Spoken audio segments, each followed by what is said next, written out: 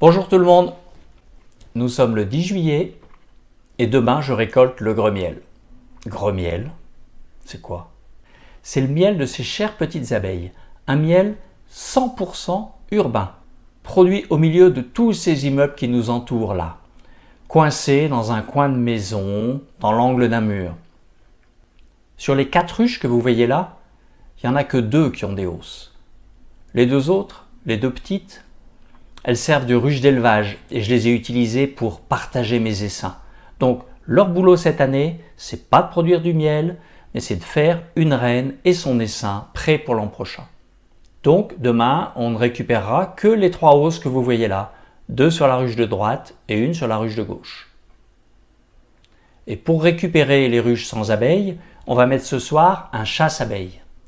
Un chasse-abeilles, c'est ce couvre-cadre avec ce petit objet en plastique là.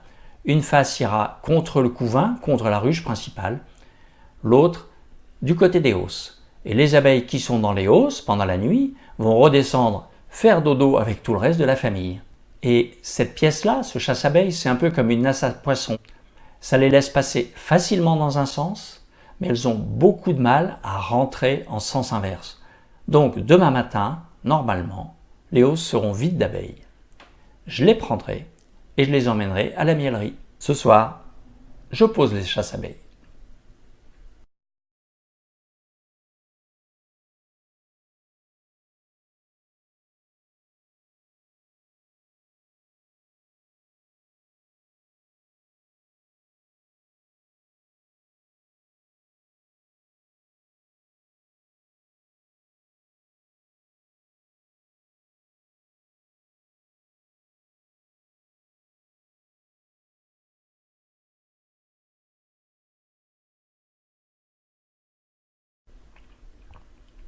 On est le lendemain.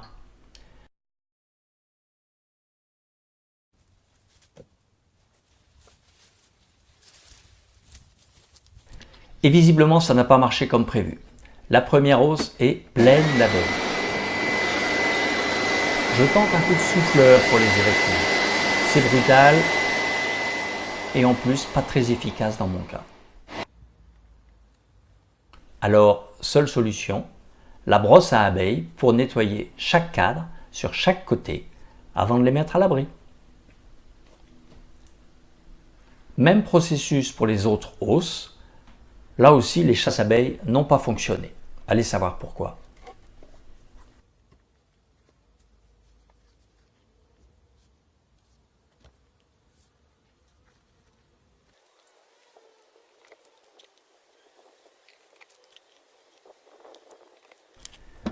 Au bout d'1 heure, le coffre est rempli avec mes 3 hausses, un stock de seaux, direction la miellerie.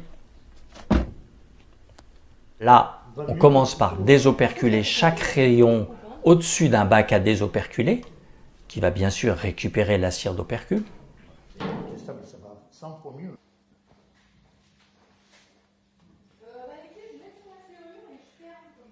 Ok.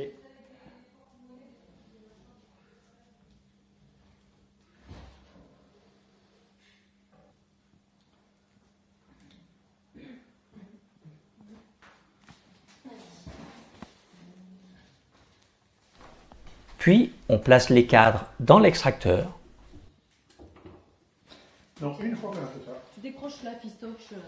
je vais déjà me laver les mains. Qui monte en vitesse.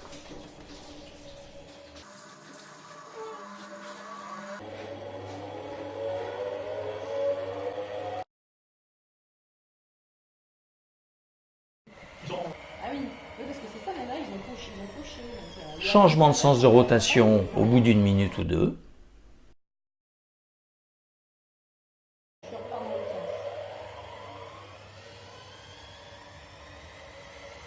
Et le miel se met à couler. Et je vais acheter un tamis.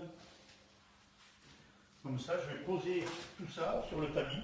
Et quelques heures plus tard, nous voilà avec 3 seaux de miel, un seau de cire d'opercule qui est gorgé de miel et 3 cadres de hausse qui sont vidés de leur miel à, disons, 99%. Mais on laisse rien se gâcher. La suite à la prochaine vidéo.